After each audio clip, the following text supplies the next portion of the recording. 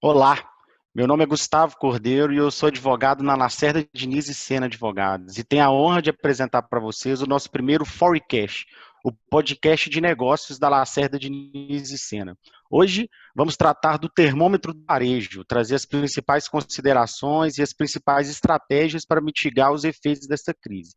Estamos cada um na sua casa, respeitando, claro, o isolamento social. Hoje, vamos apresentar junto com a Gabriela Galvão, minha colega do escritório. Não é isso, Gabi? Olá, pessoal. Obrigada por prestigiarem a gente na estreia do nosso Forecast. O objetivo desse Forecast é propor debates mensais capazes de auxiliar e compreender o contexto que estamos vivendo. E nada melhor nesse momento do que trazer o quê? Referências de mercado. Né? Esse podcast, ele não necessariamente é para advogados. Então, a gente vai tentar trazer sempre um cliente do escritório, alguém com conhecimento técnico, para fazer um bate-papo informal mesmo sobre consequências que em uma reunião que presencial a gente podia discutir, hoje a gente não pode mais, né, Gabi? Com certeza. A nossa ideia é aproximar as pessoas e também poder ajudar não só quem está perto da gente, né? Trazendo através de novos insights, novas discussões, uma solução e um pouquinho de clareza nesse momento de dificuldade. E é por isso que esse forecast é diferente. Então, é trazer aí cada vez mais em voga o slogan do nosso escritório, de mais que advogados, parceiros de negócio. E para hoje, a gente tem a honra de apresentar 3 pessoas conhecidas desse mercado. O primeiro é o Pedro Paulo, CEO da Companhia do Terno e um dos empresários mais influentes do país. Tudo bem, Pedro? Bem, tudo ótimo, prazer estar aqui com vocês. Obrigado pela apresentação elogiosa. Vamos bater um papo nós todos aqui, né? O segundo convidado é o Alexandre França, que é superintendente do Allo Shopping desde 2013. O Allo Shopping é uma associação, né, de lojistas de shopping center de Minas Gerais, e ele busca orientar, integrar e apoiar os lojistas na defesa de seus interesses. Tudo bem, Alexandre? Tudo bem? Boa noite a todos. É um prazer estar com vocês aqui, Gustavo, Gabriela, Fabiana, Pedro Paulo, que é um grande empresário aí, que a gente tem uma honra aí de ter um empresário de Minas, né, que são poucos hoje grandes empresários aí, que não é fácil. Então, a gente fica muito honrado de estar aqui com vocês. E também a Fabiana Diniz, que é sócia da Lacerda Diniz e Sena e a líder da área contenciosa do nosso escritório. Tudo bem, Fabiana? Oi, Gustavo, tudo jóia? Vamos tentar aqui, né, através desse bate-papo informal aí, esclarecer um pouquinho das dúvidas, né, que eu acho que são muitas, e tentar contribuir de alguma forma aí. É isso aí.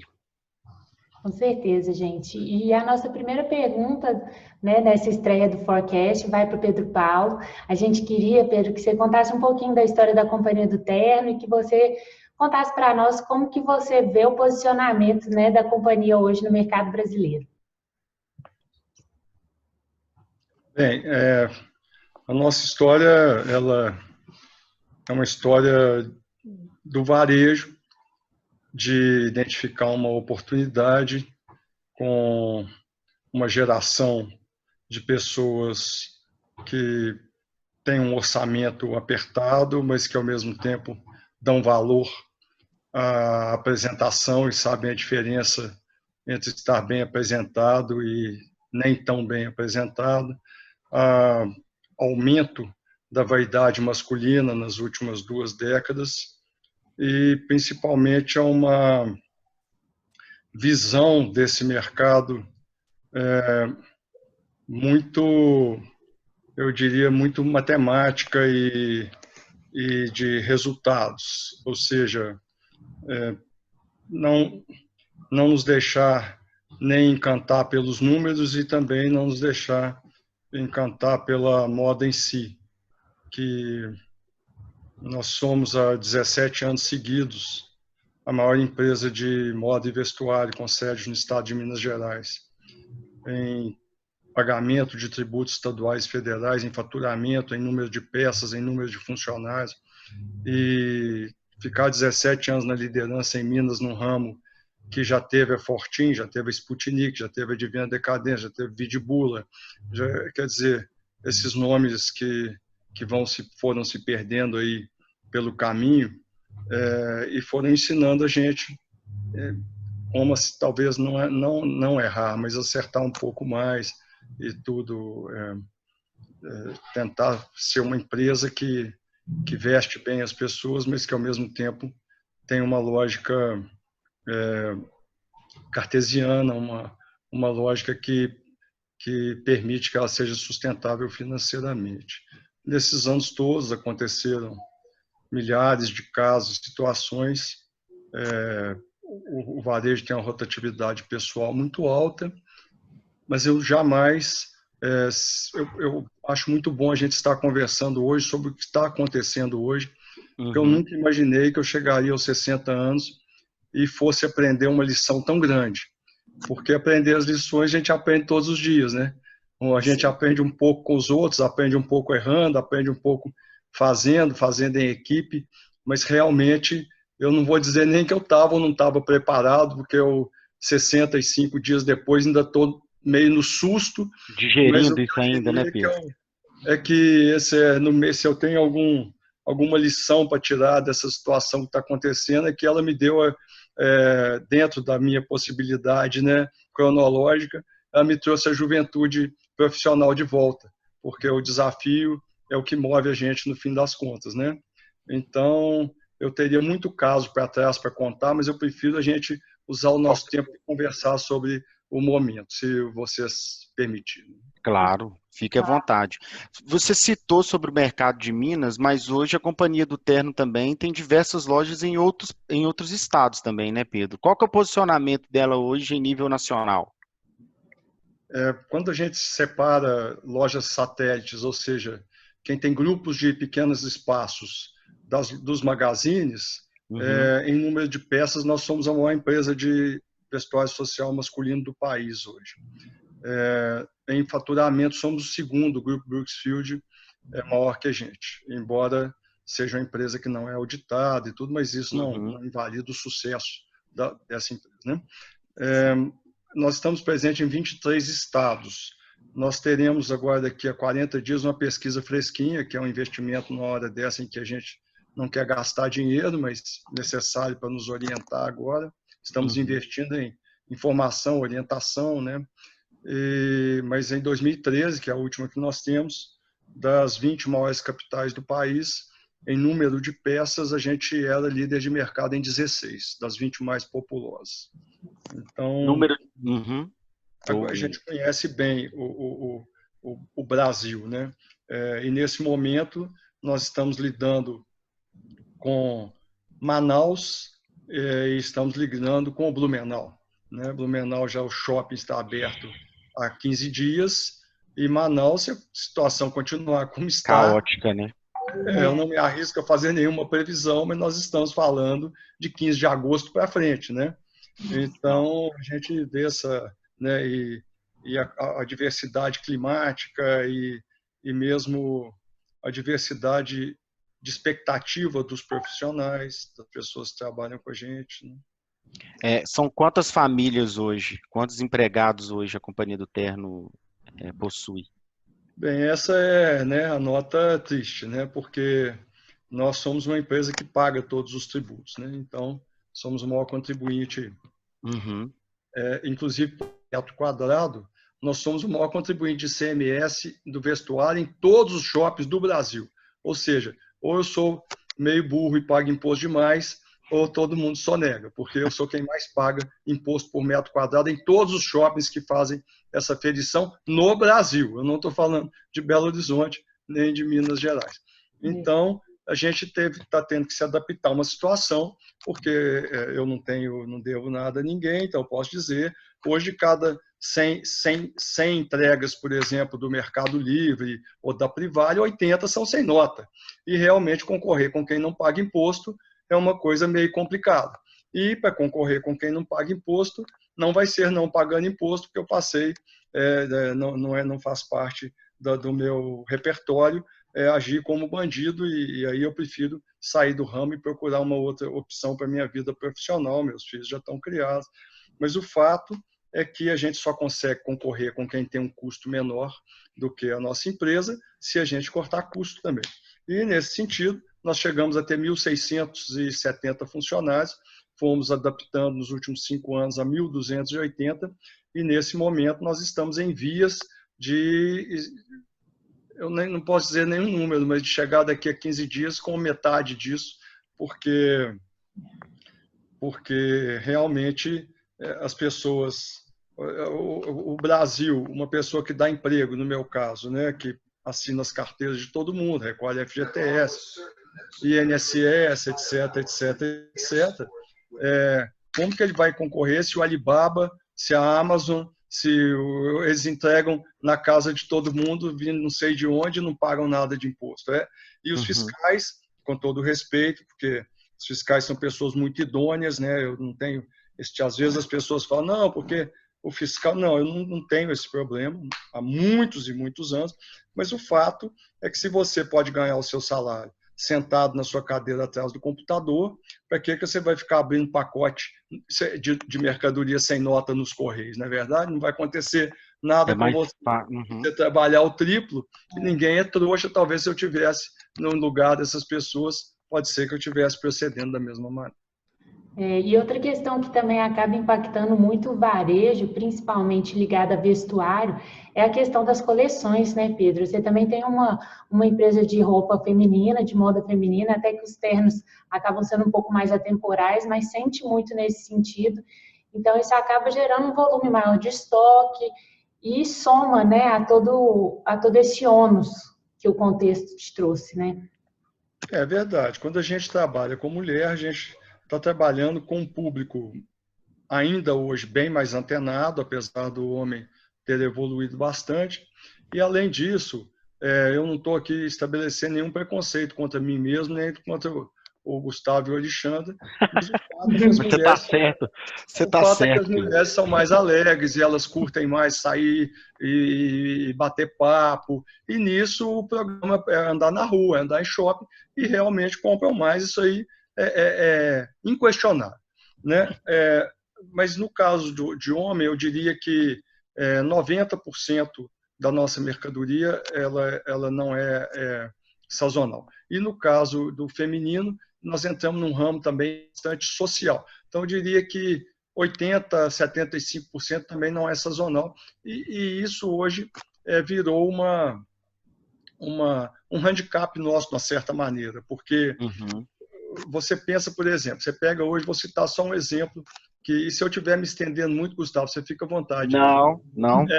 Mas você pensa, por exemplo, você é dono da Arezzo e tem lá, sei lá, 3, 4 milhões de pares de sapatos no estoque, e seus franqueados estão com as portas fechadas. E, além de estarem com as portas fechadas, eles receberam a mercadoria na véspera do corona e precisam vender o que está lá dentro. E se eles não venderem, eles não conseguem pagar suas duplicatas, é natural, porque não está entrando dinheiro. E você tem uma estação em que você tem bota, você tem botinha de camurça, você tem os sapatos da coleção de inverno. Ou seja, você é uma empresa que é 80%, se pegar Arezzo, Schutz, Alexandre, isso é 80%, 85% moda pura, né? Então, essa mercadoria está queimando.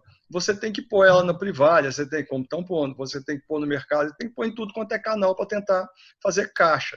Quando as lojas voltarem a abrir, você vendeu aquela mercadoria que ela ia vender por 500, você vendeu por 250. E ela, quer dizer, você vai ter que renegociar aquilo tudo, talvez receber aquilo de volta. Então, assim, a minha situação, vou dizer para vocês, é muito crítica do ponto de vista comercial, mas realmente se o meu perfil fosse de um percentual muito, muito alto de moda, seria com certeza desesperador. E essa você acha que é a estratégia hoje que a Companhia do Terno está tomando? Então, assim, além de, obviamente, né, as portas estarem praticamente fechadas, você disse aí de um termômetro de um estado e de outro, quais que foram as principais medidas adotadas por vocês, assim, para esse momento de pandemia mesmo? O que vocês estão pensando e qual que foi as medidas mais emergenciais que vocês tomaram? Nós traçamos um diagrama, um gráfico de 4 variáveis. Uma variável duas variáveis, o objetivo delas é tornar a empresa mais leve, né? A nossa empresa custava, em março, entre aluguéis e salários, alguma coisa em torno de 6,5 milhões de reais por mês, 7. Então, significa 260, 270 mil reais de caixa sangrando todo dia. Então, o primeiro foi pessoal, em seguida a curva de acerto de pessoal, suspensão, demissão, ela perde força e entra a curva de fechamentos de unidades e renegociações de aluguel. Em terceiro, entra a parte de retornar ao comércio, que é investir novamente em propaganda, em pessoal, em estoque, esse tipo de coisa. Então, a gente acha que a curva do investimento, ela começa, quer dizer, a quantidade de notícias e de atividades boas ou legais ou positivas, ela deve superar a quantidade de medidas e práticas e rotinas negativas por volta do dia 20 de junho. Ou seja, nós vamos ter, desde 20 de maio, 90 dias seguidos de uma rotina muito cansativa, muito negativa, da qual nós já vencemos 2/3. Além disso, acessoriamente, nós abrimos a loja online da Companhia do Terno, investimos um pouco na Lechemise online um pouco mais, e a nossa intenção, a nossa ideia é uma montanha-russa, onde a gente despenca 90 dias e depois a gente galga até onde estava, ou talvez até mais alto, mas em 360 dias, ou seja, uma queda muito rápida e uma recuperação bastante lenta, mas consistente. E o nosso ditado principal, o nosso mantra amanhã vamos acordar mais fortes que hoje. Esse é o nosso mantra. E a outra coisa que a gente tem na cabeça é que quanto mais rápido a gente fizer essa redução de custo para tornar a empresa mais leve, ou seja, em 90 dias nós vamos cair o custo diário da empresa de 270 mil para 65 mil. É uma ginástica financeira gigante e cara. Mas quanto mais rápido nós fizermos isso, mais rápido nós achamos que estaremos em condição de trazer de volta o nosso poder de fogo e as nossas pessoas. Então, o coração está doendo, está sangrando, mas o rumo está muito firme e a convicção também. A esperança de todos, né, Pedro? E mudando um pouquinho a perspectiva, Alexandre, o Pedro acaba que ele é um termômetro nacional, né, pela representatividade dele aí no setor. Mas conta um pouquinho, primeiro, da história, né, da Allo Shopping e qual que é a representatividade dela aí dentro do cenário hoje de Minas Gerais. A Allo Shopping, ela está há 15 anos aí no mercado, ela veio para defender mesmo os interesses genuinamente dos lojistas de shopping center, né, bem focado, a gente chama o foco do foco. Então, você viu o primeiro shopping aí, a gente pode me informar melhor, foi o BH Shopping, teve, acho que o Central Shopping ele era mais uma galeria, né, há 40 anos, e depois foi nascendo um shopping atrás do outro. E as dificuldades foram aparecendo com uma coisa natural, né? Então, viu-se realmente a necessidade de ter uma associação específica para cuidar mesmo e defender os interesses dos lojistas. São situações peculiares, né? Bem diferenciadas, e foi muito bem. Então, teve uma demanda de um grande shopping aí, que obteve muito sucesso, foi através até hoje do presidente Nadim Donato, que alavancou, impulsionou a Allo Shopping nesse sentido, e um grupo de empresários, dentre eles o Pedro Paulo aí, que ajuda demais, todos voluntariamente. Então, a gente tem a agradecer muito, né, porque o empreendedor, tudo que o Pedro Paulo falou aí, para você ver o que é um empreendedor no país. Eu acho que o O brasileiro é o que mais empreende no mundo mesmo, não tem outro jeito não, entendeu? Então, vou falar um pouquinho mais na frente sobre isso. Se revirar, você vê, financiamento do governo não chega no pequeno empresário, pegando aqui um adendo aqui, entendeu? Você vê lá na França, lá, o problema da pandemia, o próprio governo pagou o funcionário, não é para devolver, não, pagou os funcionários das empresas. Olha a dificuldade que tem aqui o empresário nesse sentido. Então, a gente foi crescendo, né, a Loshop nesse sentido, e depois profissionalizamos ela. Eu sou superintendente, executivo mesmo, e a gente tem alguns pilares, né, então a gente criou alguns pilares da parte de conhecimento, educação, com treinamentos voltados em nível estratégico, tático, operacional, desde para o empresário para o funcionário, né, indicadores econômicos, né, alguns indicadores de shopping center, de condomínio, de vendas, de aluguel, uma coisa nesse sentido, uma comunicação mais ativa, mais pulsante, né, e trabalhando também muito lá na parte institucional, né, muito politicamente também. Está fazendo um grande trabalho em Brasília, com os deputados, né? Nós temos lá um Conselho Nacional de Entidades de Shopping Center, que pega todos os sindlojas do país e mais algumas associações de shopping center, que defende os interesses do lojista, trabalhando mês a mês, estamos lá. Agora, esse momento, não tem jeito mesmo, né?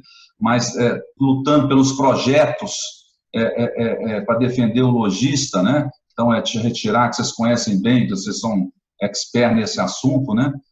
O 13º aluguel, que hoje isso é um absurdo, o degrau, que também acho que já, na jurisprudência, já até caiu já. Então, vários projetos, transparência nas contas, né? Que o próprio shopping pague uma auditoria para a associação do próprio lojista.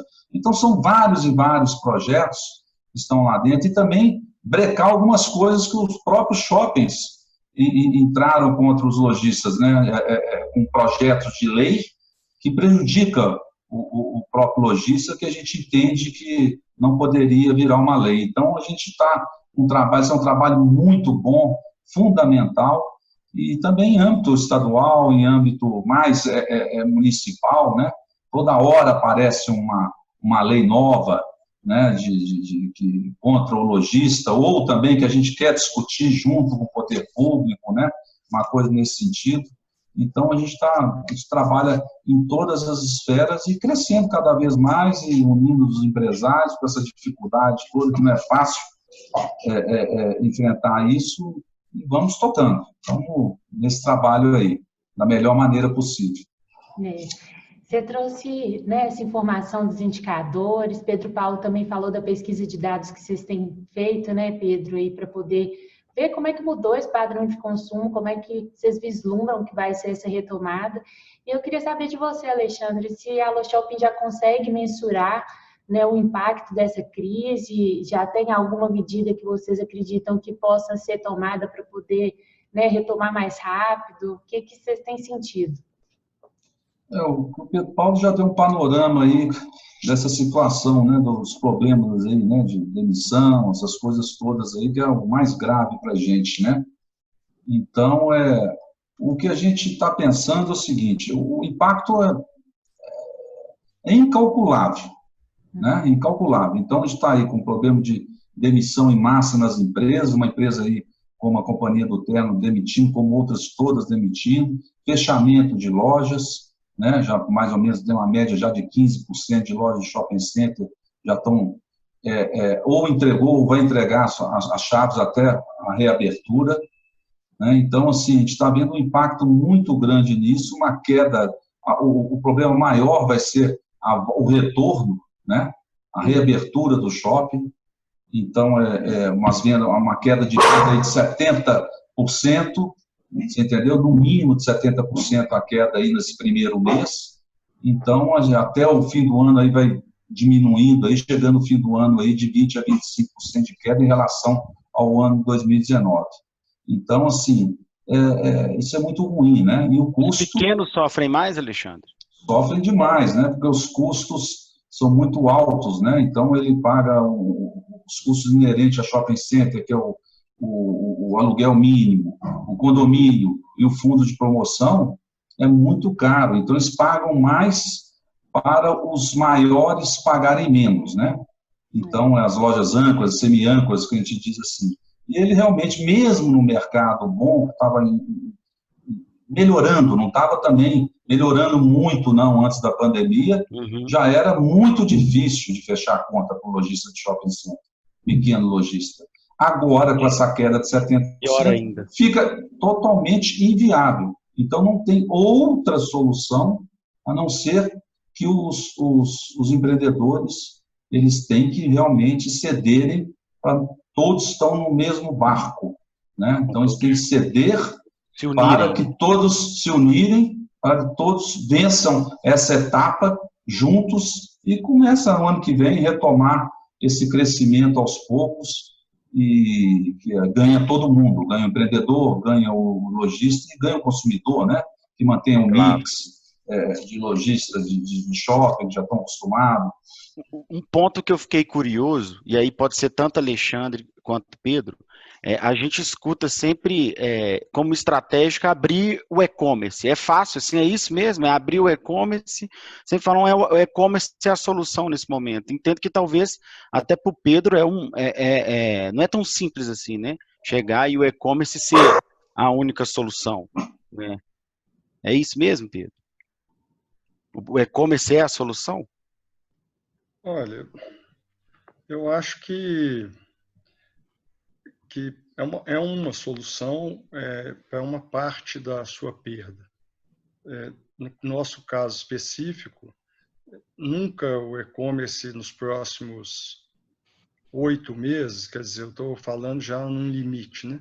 Nos próximos 8 meses, a gente pode investir o que quiser, que o e-commerce não vai chegar a 6% do nosso faturamento. Depende, é quase que um negócio diferente, como se fosse você trabalhar com outlet, né? E também o seguinte, a parte do leão, como nos shoppings vai para os empreendedores do shopping, a parte do leão também vai para o Google, para o Insta, para o Face. A guerra fica maior, né, também. Essas plataformas todas, né? Você imagina se eu e se nós 5 aqui resolvemos abrir uma empresa em que os funcionários, a gente não garante salário de nenhum, não paga FES, não paga 10º, não é responsável se eles tiverem um acidente de trabalho, não tem FGTS, não tem INSS, e para trabalhar com a gente eles ainda têm que comprar um carro. Eles vão pôr nós 5 em cana. E se a gente ainda recolher tributos num paraíso fiscal, né? Agora, no entanto, eu não sei por que meios, né? E é melhor a gente nem ficar elocubrando sobre isso, porque as paredes têm ouvidos, né? Mas de que maneira uma empresa consegue se estabelecer num país em que tem tanta limitação e lei trabalhista, sem cumprir nenhuma delas e ganhando todas as ações na justiça? É muito estranho, né? Mas então, voltando à conversa, eu acho que o e-commerce é uma solução interessante, ela torna a empresa mais leve e, no nosso caso específico, nós estamos tendo algumas praças que estão abrindo, mas estão proibindo de usar as cabines e de experimentar roupas, ou estão pedindo para sanitizar as roupas, quer dizer, uma coisa até quase que impraticável, né? Então, acho que o e-commerce está indo bem, é importante quem está agora medir o seguinte, eu vou vender, mas o bom senso me diz que quantos por cento eu estou vendendo a mais porque as pessoas estão comprando a mais porque estão trancadas dentro de casa e quanto é que eu vou perder a hora que as pessoas puderem sair, né? E também é interessante observar a mudança assim, nesse perfil, até mesmo das lojas que estão dentro dos shoppings, né? O Alexandre começou trazendo esse dado, eu achei muito interessante, porque eu percebo isso na nossa realidade. Aumentou muito o número de pessoas comercializando roupas e outros artigos de maneira informal pelas plataformas, e em contrapartida, dentro dos shoppings, a gente vê um aumento cada vez maior de restaurantes de luxo. Eu acredito que essa é uma nova tendência, né, Alexandre? Como é que você enxerga essa situação? Realmente, essa é uma nova tendência, né? O shopping mais aberto, né? Mais entretenimento. Então, isso aí já é um viés que os próprios empreendedores de shopping já estão trabalhando nisso, né? Então, os shoppings novos que estão sendo inaugurados já está nesse perfil, os próprios restaurantes e lugar mais externo, uma coisa nesse sentido, então mais lojas de serviços, da prestação de serviço, né? Para compor bem esse mix. Enquanto ao e-commerce, o PP falou muito bem, o Pedro Paulo, então é uma coisa, é um complementa o outro. E não é fácil, é uma coisa difícil. Então, você vê aí, está vendendo demais no e-commerce a rede, mas estou com um prejuízo imenso ainda. É um negócio dificílimo. Então, assim, não é tão simples, né? Não, você vê que ele, todos os anos, é lógico que ele está batendo o crescimento de vendas, né? Até acima da inflação, mas é um ganho muito em escala, né, Pedro Paulo? É muito difícil. Então, acho que é uma coisa que vai complementar a outra, né? Por exemplo, o Pedro Paulo comentou aí que já entrou com ponto, você está complementar, porque o momento da loja física é um momento único, né? O pessoal gosta, né? Isso claro. um glamour. A experiência, né? Então, isso é muito importante. Então, um vai complementar o outro, é um omnichannel que eles falam, né? Então, acho que veio para ficar, está crescendo acima da loja física, né? Porque também veio do zero no passado. Então, mais do que nunca agora, mais ainda o perfil do consumidor vai crescer nesse modelo, mas aí a gente ainda vai entender esse consumidor pós-pandemia, como é que ele vai caminhar. Lógico, com um pouco de receio ainda nesse início, né? Nos próximos 90 dias aí, depois a coisa vai começando a normalizar, com certeza. E indo para o âmbito jurídico, Fabiana, no campo jurídico de um modo geral, como que temos atuado, o que a gente pode auxiliar nossos parceiros, o que você está entendendo aí desse momento de um modo geral, assim, do direito? Oi, Gustavo.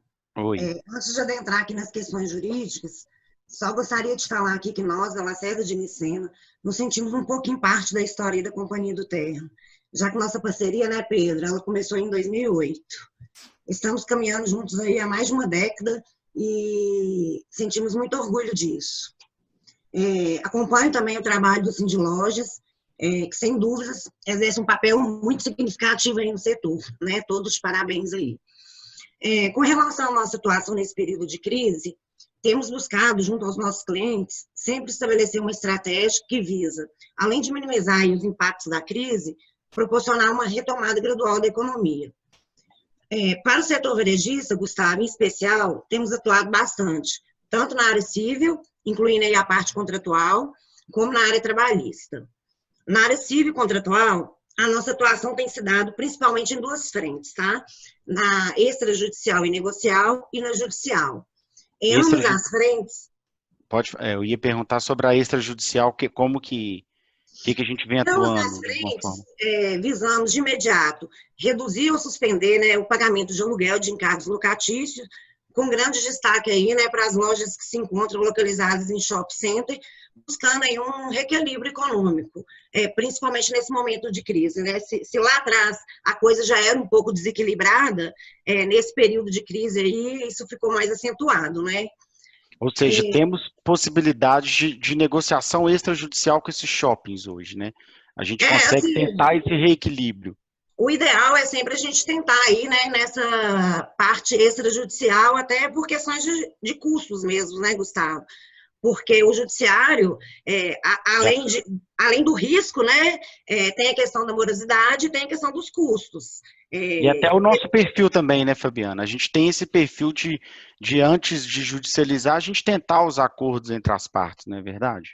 Exatamente, eu acho assim, né? A gente tem que ir para a justiça quando não tem jeito. Né? Não que a gente vá correr do judiciário, mas havendo outras possibilidades, eu acho que o nosso papel aí é iniciar essas tratativas e dar esse apoio aí. Ainda sobre o contrato de locação, em alguns casos, ele tem se tornado muito oneroso. Então, nesses casos, o objetivo tem sido buscar a rescisão desses contratos mesmo e tentar uma isenção aí no pagamento das multas, né, que são bastante elevadas aí. E pensando mais para frente... pode falar, Luciano. Não, pode. Pode completar. E pensando mais para frente aí, e diante de tudo que foi falado, né, a gente sabe que a retomada das empresas de varejo, ela não vai acontecer simplesmente com a abertura dessas lojas físicas. Embora eu acho que já seja um avanço, um recomeço, né, e assim, torço muito para que isso aconteça aí, vamos dizer, nas próximas semanas, né. Mas a ideia seria atrelar o pagamento desses aluguéis e demais encargos ao próprio faturamento, já que provavelmente, e considerando tudo que já foi dito, não atingirá de imediato, né, patamares anteriores. E aí, lembrando aí da montanha-russa aí que, né, Foi citada, né, pelo Pedro.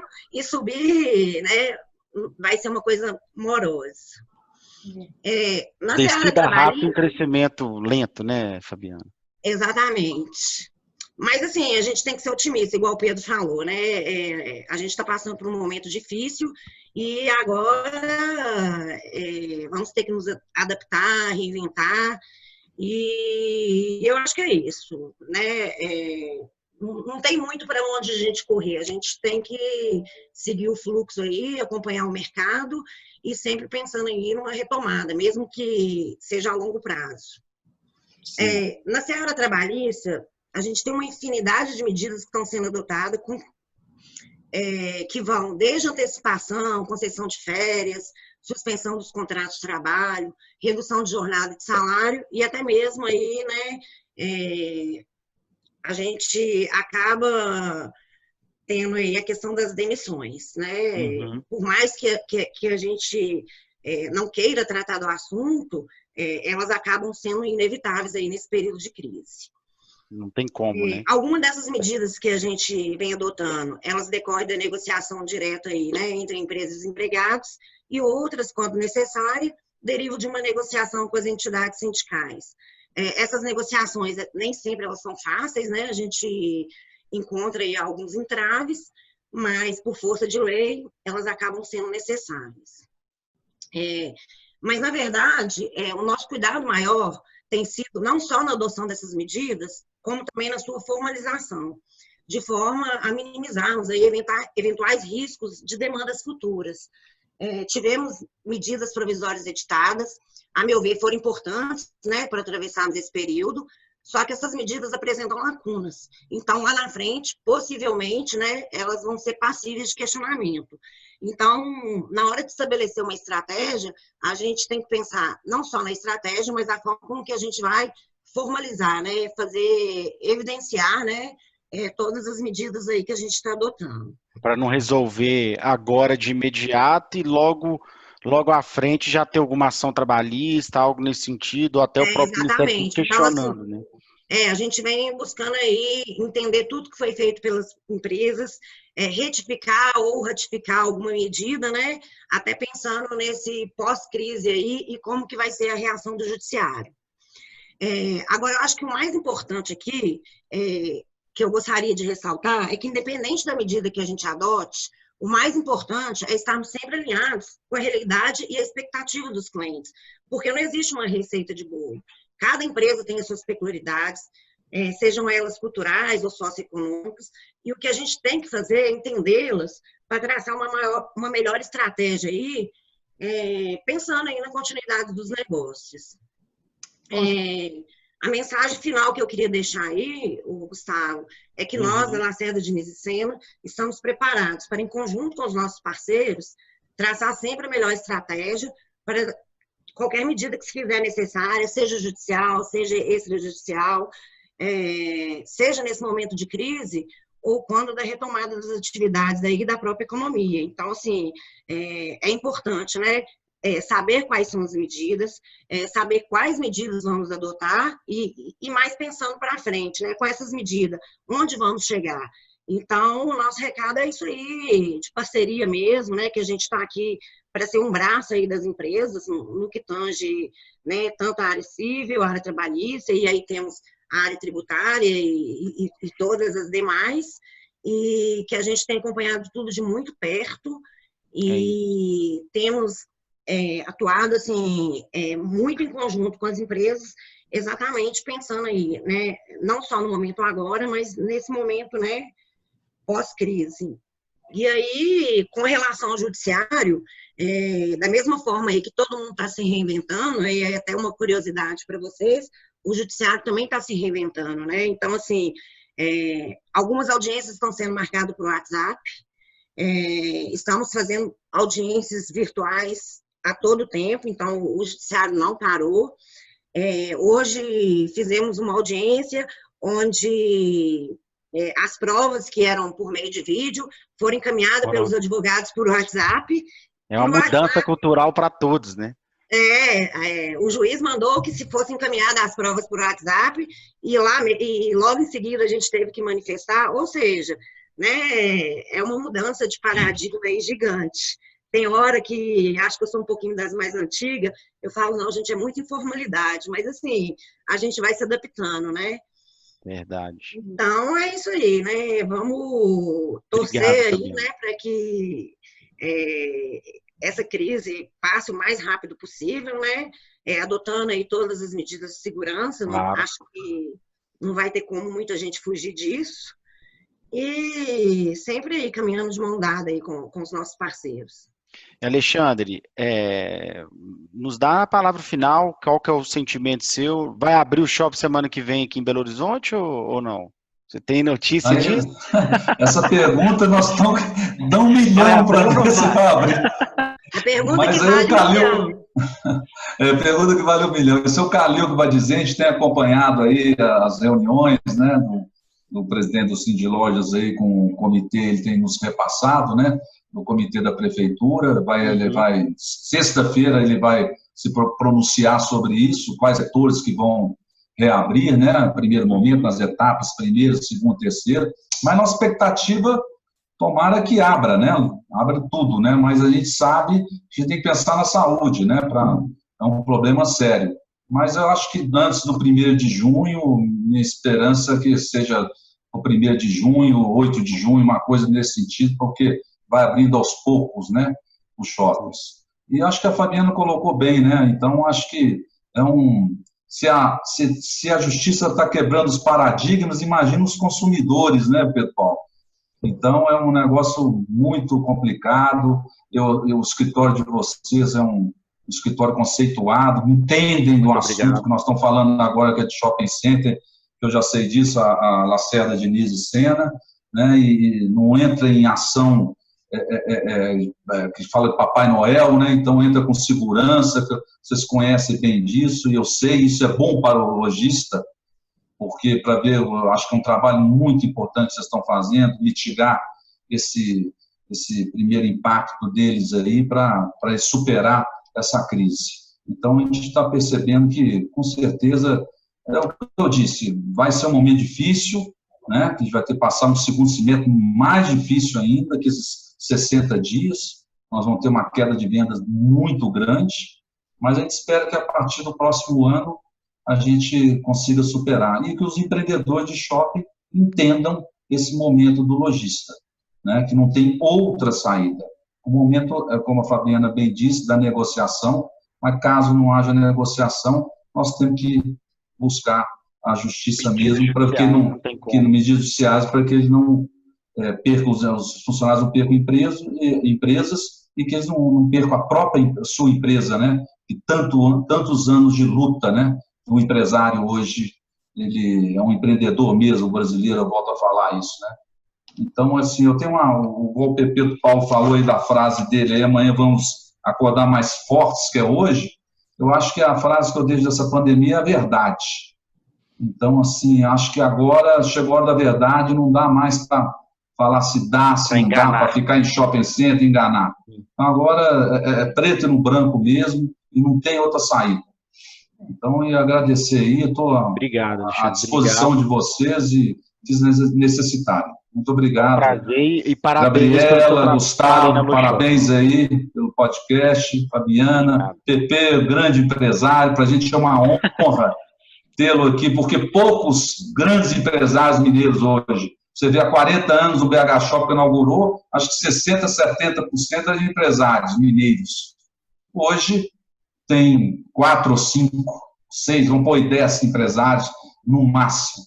Então, para a gente é uma honra muito grande. Com certeza. Pedro, quer dar a sua palavra final conosco? O que você fala aí para o pessoal do setor? Bem, primeiro, né, como vocês três são bem mais jovens, eu e Alexandre fomos colegas de ramo, fomos comerciantes de tecidos, vizinhos, ó, sei lá, melhor não falar o ano, não.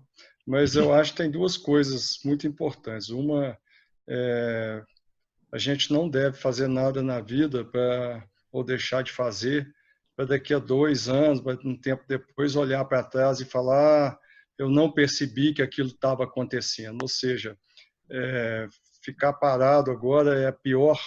Quem já está parado até agora, eu acho que já perdeu um tempo precioso.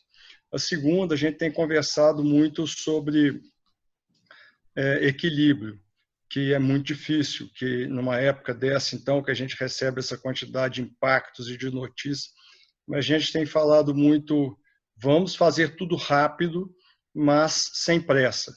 Ou seja, eu acho que a lerdeza, o vacilo é o inimigo número 1, e o inimigo número 1,1 é a afobação.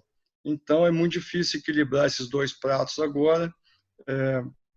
Eu acho que está na hora de separar quem é equilibrado e quem tem condições de tocar a sua área, a sua profissão, a sua vocação com mais sucesso, é um divisor de águas.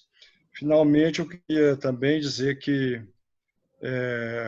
da mesma maneira, Fabiana, para nós é uma satisfação estar com vocês esses 12 anos. Viu? E a Fabiana, ela tem algumas profissionais trabalham comigo que conversam mais com a Fabiana do que comigo. Então, vamos trabalhar duro, né? Mas o principal é calma, porque fazer as coisas afobado, quando você perceber, você pegou o caminho errado, ainda tem que voltar de todo para chegar lá no caminho mestre, e aí pode ser que você não tenha mais tempo, né? Então, boa noite, muito obrigado pelo convite. Obrigado, Pedro. É uma honra nossa, tá? Como disse o Alexandre, a gente conseguir te convencer de estar aqui é uma honra. É isso mesmo, pessoal. Queria agradecer, né, em nome do escritório, em nome do Gustavo, da Fabiana, pela participação de vocês. Acho que nesse momento, nós principalmente sentimos muito essa necessidade de nos reinventar, porque durante esses quase 60 dias a gente se viu numa posição muito diferente, né? Eu vou falar um pouco da minha experiência. Eu tenho 25 anos e nos últimos 60 dias o que eu atendi de empresário chorando no telefone não foi brincadeira. E a gente percebeu desse anseio uma necessidade de aproximar de uma maneira mais real, sem terno, sem gravata, para trocar uma ideia verdadeira e, quem sabe, acender uma luz, sabe, que realmente faça a diferença. Então, esse é o nosso objetivo com o Forecast. Queria agradecer de coração a participação de todos vocês e até o próximo, né, Gu? É isso aí, aguardamos. Com certeza, foi um sucesso. Parabéns para todos. Obrigado, Alexandre. Obrigado. E é isso, gente. Aguardamos vocês para o próximo. É muito difícil para a gente nesse momento. Está distante de todos, né? Eu que estou na rua o tempo todo, né, fazendo essa parte de negócio do escritório. Hoje, se limitar a estar atrás do computador é sempre uma descoberta nova. Então, como disse o Pedro, como disse o Alexandre, Fabiana e a Gabi, vamos todos nos reinventar, é a hora da verdade mesmo. E é isso. Muito obrigado e espero que tenham gostado de nos ouvir e nos assistir aí nos principais tocadores aí, né? Spotify, Deezer, YouTube. Tamo junto. Obrigado aí pelo projeto e por vocês de idealizar esse primeiro. Valeu. Obrigado, viu? Obrigada, gente. Sucesso. Valeu. Tchau, tchau. Um abraço. Obrigada.